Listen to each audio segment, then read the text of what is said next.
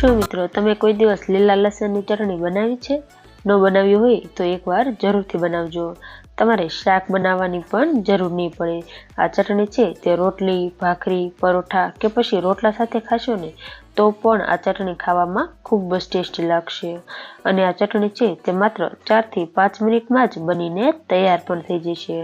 જો તમને મારી રેસીપીઓ ગમતી હોય અને હજુ સુધી ચેનલને સબસ્ક્રાઈબ ન કરી હોય તો આવી જ એકદમ નવી અને સરળ રેસીપીઓ જોવા માટે ભારતીસ કિચન ગુજરાતીને આજે જ સબસ્ક્રાઈબ કરી લેજો. તો અહીં આપણે લીલા લસણની ચટણી બનાવવા માટે મેં અહીં 100 ગ્રામ જેટલું એકદમ સરસ તાજું હોય તેવું લીલું લસણ લઈ લીધું છે. તેની સાથે થોડા એવા લીલા ધાણા લીધા છે, 3 નંગ જેટલા મીડિયમ તીખા હોય તેવા લીલા મરચાં અને 4 થી 5 નંગ જેટલા આપણે તીખા હોય તેવા લીલા મરચાં લીધા છે. સાથે 1 ઇંચ જેટલો આદુનો ટુકડો અને અડધા લીંબુનો રસ લેવાનો છે. તો હવે આપણે આ બધી જ વસ્તુને આ રીતે આપણે કટ કરી લેવાની છે. તો અહીં આપણે લીલા લસણનો સફેદ ભાગ પણ આ રીતે અલગ કટ કરવાનો છે અને તેના પાન છે તેને પણ આ રીતે આપણે અલગ જ કટ કરવાના છે. તો અત્યારે શિયાળાની સિઝન છે તો લસણ છે તે માર્કેટમાં ખૂબ જ સારા એવા પ્રમાણમાં મળતું હોય છે. તો તમે પણ એકવાર આ રીતે આ લીલા લસણની ચટણી જરૂરથી બનાવજો. ઘરમાં બધાને ખૂબ જ ભાવશે અને માત્ર 4 થી 5 મિનિટમાં જ બનીને તૈયાર પણ થઈ જશે. તો અહીં આપણે આ જ રીતે બધું જ લીલું લસણ છે તેને આપણે કટ કરીને રેડી કરી લેવાનું છે.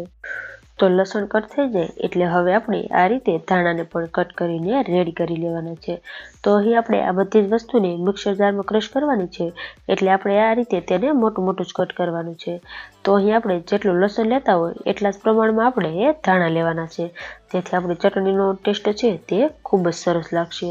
અને અહીં આપણે ધાણા અને લસણ આવું એકદમ સરસ તાજું હોય તેનો જ ઉપયોગ કરવાનો છે. સાથે અહીં આપણે લીલા મરચાંના પણ આ રીતે મોટા ટુકડા કરીને રેડી કરી લેવાના છે. તો મેં અહીં મીડિયમ તીખા હોય તેવા 3 લીલા મરચાં લીધા છે અને અહીં આપણે એકદમ સરસ વધારે તીખા હોય તેવા પણ લીલા મરચાંનો અહીં ઉપયોગ કરેલો છે. તો તમને ચટણી જેટલી વધારે કે ઓછી તીખી જોઈએ એ પ્રમાણે તમારે અહીં લીલા મરચાંનો ઉપયોગ કરવાનો છે.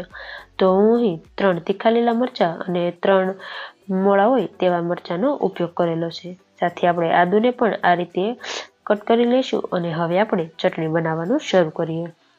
તો અહીં પહેલાં જે આપણે સફેદ ભાગ લસણનો કટ કર્યો છે તેને આપણે મિક્સર જારમાં ઉમેરી દઈશું અને સાથે અહીં આપણે આદુ અને મરચાંના ટુકડા પણ ઉમેરી દઈશું અને તેને આપણે મિક્સરને ઓન ઓફ કરી આપણે તેને અધકચરા રહે એ રીતે આપણે પીસીને રેડી કરવાના છે. તો અહીં આપણે આ રીતે તમે જોઈ શકો છો આદુ અને લસણને પીસીને રેડી કરી લીધું છે. અહીં આપણે તેની એકદમ સ્મૂથ ચટણી નથી બનાવવાની, આ રીતે અધકચરી રહે એ રીતે આપણે વાટવાનું છે જેથી તે ખાવામાં ખૂબ જ સરસ લાગશે. અને આ રીતે અધકચરા એવા વટાઈ જાય એટલે હવે આપણે તેને લીલા લસણના પાન અને અહીં આપણે કટ કરેલા ધાણા ઉમેરી દઈશું. ત્યારબાદ 1 ચમચી જેટલી અહીં આપણે ખાંડ ઉમેરવાની છે. સાથે ટેસ્ટ પ્રમાણે મીઠું ઉમેરી દઈશું અને હવે આપણે બધી જ વસ્તુને ઓન ઓફ મિક્સર કરી આપણે આ રીતે તેની ચટણી બનાવીને રેડી કરી લેવાની છે.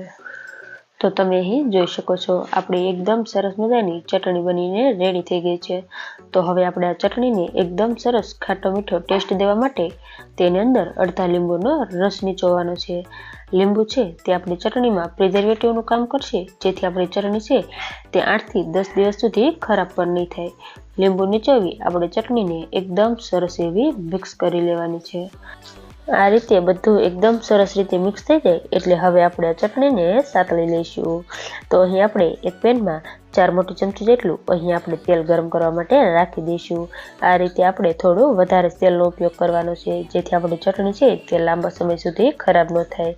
અને તેલ હલકું એવું ગરમ થઈ જાય એટલે હવે આપણે તેની અંદર પીસેલી ચટણી છે તેને આપણે ઉમેરી દઈશું અને આ રીતે આપણે કન્ટિન્યુ ચલાવતા જઈશું અને મીડિયમ ગેસની ફ્લેમ રાખી આપણે માત્ર 2 થી 3 મિનિટ માટે ચટણીને સાતળી લઈશું જેથી તેમાં રહેલો મોઇશ્ચરનો ભાગ છે તે દૂર થઈ જશે જેનાથી આપણી ચટણી છે તે લાંબા સમય સુધી ખરાબ નહીં થાય. તો તમે એકવાર આ ચટણી બનાવી ફ્રીજમાં 8 થી 10 દિવસ માટે સ્ટોર પણ કરી શકો છો. તો હવે ચટણીને સતળાતા 2 થી 3 મિનિટ જેટલો સમય થઈ ગયો છે અને તમે અહીં જોઈ શકો છો આપણી ચટણી છે તે એકદમ સરસ એવી સતળાઈ ગઈ છે. તો હવે આપણે તેની અંદર અડધી ચમચી જેટલું અહીં આપણે કશ્મીરી લાલ મરચું ઉમેરી દઈશું, જેનાથી આપણી ચટણીનો કલર ખૂબ જ સરસ આવશે. જો અહીં તમે તીખા લીલા મરચાંનો ઉપયોગ ન કર્યો હોય તો તમારે અહીં થોડું તીખું લાલ મરચું પણ ઉમેરી શકો છો, જેથી આપણે આ ચટણી છે તે એકદમ સરસ તીખી અને ખાટી મીઠી બનશે.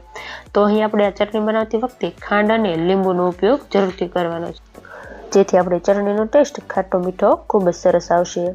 તો હવે આ ચટણીને સતળાતા કુલ 3 મિનિટ જેટલો સમય થઈ ગયો છે અને તમે અહીં જોઈ શકો છો આપણી આ ચટણી છે તે એકદમ સરસ એવી સતળાઈ ગઈ છે. તો હવે આપણે ગેસની ફ્લેમ બંધ કરી દઈશું અને આ રેડી થયેલી ચટણીને આપણે એક સર્વિંગ બાઉલમાં કાઢી લઈશું. તો આ રેડી થયેલી ચટણીને તમે રોટલી, રોટલા કે ભાખરી સાથે ખાશો ને તો પણ આ ચટણી ખાવામાં ખૂબ જ સરસ લાગશે. તો તમને મારી આજની આ રેસીપી કેવી લાગી મને કમેન્ટમાં જરૂરથી જણાવજો. જો રેસીપી પસંદ આવી હોય તો વિડીયોને લાઇક કરજો, શેર કરજો અને મારી ચેનલને સબસ્ક્રાઈબ કરજો.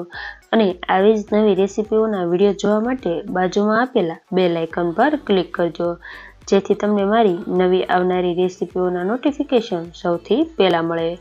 Thanks for watching.